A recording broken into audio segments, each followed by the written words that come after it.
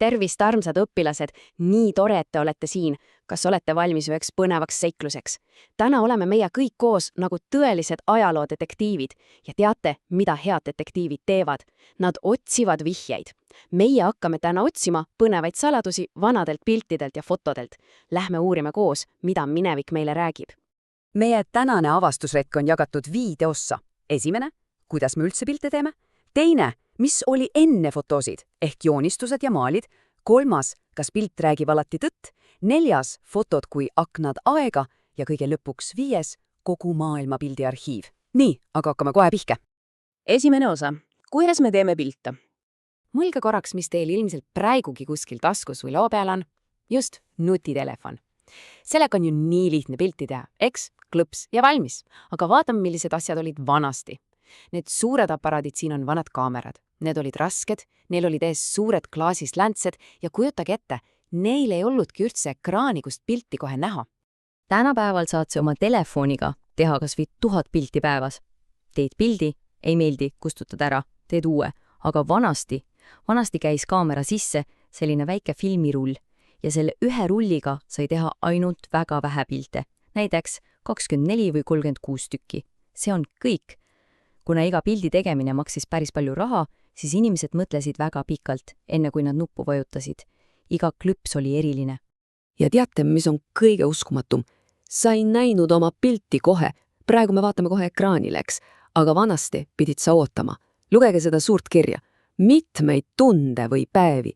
See filmirull viidi spetsiaalsesse pimedasse tuppa, mida nimetatakse laboriks. Ja seal siis meisterdati nendest pildid paberile. Nii et sa ootasid mitu päeva, enne kui nägid, kas sa jääd pildile silmud kinni või lahti? Õpime nüüd ühe uue ja väga tähtsa sõna. Kordame koos. Fotograafia. Fotograafia. See on selline keeruline sõna, mis tähendab tegelikult valguse abil pildi joonistamist. Me püüame valguse kinni ja teeme sellest pildi. See on üks maailma tähtsamaid leiutisi. Tänu sellele said inimesed lõpuks päriselt näha, milline näeb välja maailm ja elu teistes riikides. Liigume edasi. Teine osa. Enne fotosid, joonistused ja maalid. Kujutad ette maailma, kus ei ole mitte ühtegi kaamerat. Kuidas sa näitad oma sõbrale mõnda täiesti uut looma, keda sa reisil nägid? Sa pidid ta üles joonistama. Vanasti sõitsid meremehed pikkadele reisidele ja nägid seal imelikke loomi, aga neil polnud ju kaamerat. Nad pidid pärast mälu järgi need loomad paberile joonistama. Ja nagu te arvata võite, see oli päris raske. Nii, minu detektiivid, nüüd on teie kord. Lugege küsimust, millega kunstnik eksis? Vaatame seda ninasarvikut. Kas te märkate midagi imelikku? Tal on seljas nagu mingi rüütli raudrüü ja seal üleval on üks väike ekstrasarv. Ja vaadake seda orangutani nägu. See on ju peaaegu nagu inimese nägu, eks ole?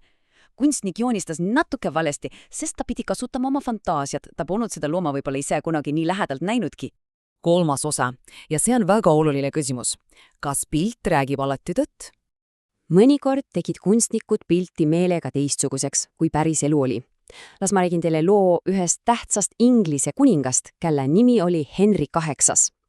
Päris elus oli see kuningas juba vana, tema jalad olid väga haiged ja lühikesed. Aga kunstnik kartis kuningat. Ta ei tahtnud teda koledana joonistada. Ja mida kunstnik tegi? Ta joonistas kuningale väga pikkad, sirged ja tugevad jalad. Nii et pilt tehti ilusaks, aga see ei olnud tegelikult tõsi. Võtame siit veel ühe uue sõna. Kordame koos. Miniatuur. Miniatuur. See on üks hästi väike ja väga täpselt joonistatud pilt. Inimesed kandsid neid vanasti väikese kaleähte sees südameligadal. Nad saatsid neid ilusaid väikesid pilte teineteisele ja isegi armusid pildi järgi. Aga kuna pildid joonistati sageli ilusamaks, kui inimene päriselt oli, siis mõnikord juhtus nii, et kui nad päriselt kohtusid, ei tundnudki nad teineteist ära. Kui me mõtleme, siis need vanad väikesed maalid on ju tegelikult nagu meie tänapäeva mobiiltelefonide taustapildid. Me paneme sinna oma sõprade fotosid, et neid alati näha ja mõelge igasuguste sotsiaalmeedia filtrite peale, mida täna kasutatakse. Inimesed tahavad sageli oma nägu pildil ilusamaks või säravamaks teha. Nii et inimesed 100 aastaid tagasi olid täpselt samasugused nagu meie. Nad tahtsid pildil head välja näha. 4. osa. Fotod kui ajaaknad. Ajaloolased, kes asju uurivad, on tegelikult meie maailma kõige suuremad detektiivid. Kui nad vaatavad vana pilti, ei vaata nad ainult seda suurt asja, mis on ees. Nad vaatavad ka kaugele taustale. Siin on üks väga vana maal. Esimesel pilgul näeme lihtsalt lund, puid ja küla. aga see pilt on nagu üks suur otsimismäng. Pange nüüd uuesti oma detektiivimütsid pähe ja uurime koos väga tähelepanelikult. Meil on siin 3 asja, mida otsida. Esimene sõna, jahikoerad. Vaadake pildi vasakule poolele. Näete, inimesed tulevad metsast koos koerte karjaga. Teine sõna, lõge. Vaadake samamoodi vasakule majade juurde. Seal suur tuli põleb ja inimesed teevad süüa. Ja 3. sõna on uisutajad. Vaadake nüüd kaugele alla paremale, sinna jää peale. Väikesed inimesed mängivad ja liuglevad jääl. Just niimoodi väikseid asju märkates me õppimegi, kuidas inimesed sajandeid tagasi elasid ja mängisid. Fotod oskavad tuua mineviku meile otse südamesse. See siin on näiteks pilt Balti kettist aastast 1989. Vaadake, kui pikk on see inimeste rida. Nad hoiavad kõik üksteisel kätes kinni. Kui me vaatame sellist fotot, siis me lausa tunneme seda suurt ühtehoidmist ja selle päeva tähtsust, isegi kui me ise siis veel sündinud ei olnud. Aga me peame meeles pidama, et mõnikord näitavad fotod meile ka väga kurba ajalugu. See on foto meie oma päälinnast Tallinnast, ammu aega tagasi Teise maailmasõja ajal, kui linn sai pommide tõttu väga haiget. Majad on katki, see on kurb pilt, aga see on väga tähtis pilt. See aitab meil aru saada, kui raske elu päriselt oli ja miks me peame hoidma rahu. Ja nüüd meie viimane 5. osa, kogu maailma pildiarhiiv. Natuke rohkem kui 100 aastat tagasi elas üks mees nimega Albert. Temalt tuli üks väga suur idee. Ta tahtis pildistada tavalisi inimesi absoluutselt igal pool maailmas. Vaatame ühte tema pilti. Siin me näeme leivamüüjaid ühes linnas nimega Sarajevo, väga ammu aega tagasi. Vaadake neid tohutut suuri leibasid ja vaadake inimeste riideid. 100 aastat tagasi olid eri maades inimestel seljas väga erinevad ja põnevad rahvariided. Iga riik nägi täiesti isemoodi välja. Tol ajal oli pilt tõesti väga kirev. Aga mis juhtuks, kui me tahaksime täna teha samasugust pildiarhiivi tervest maailmast? Mis te arvate, mis inimestel täna seljas on?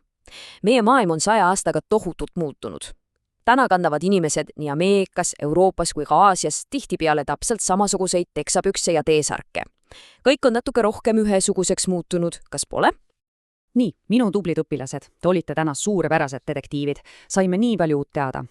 Aga enne kui me lõpetame, tahan ma jätta teile ühe mõtte. Lugege seda suurt küsimust, mida räägivad sinu fotod tuleviku inimestele. Pidage meeles, et iga kord, kui sa teed telefoniga oma päevast pildi, teed sa tegelikult pisikese killukese ajalugu. Mõelge, mida arvavad 100 aastat hiljem need õpilased ja detektiivid, kes teie pilte uurima hakkavad. Suur tänu teile tänase eest, olite väga tublid ja kohtumiseni juba järgmisel lavastusretkel.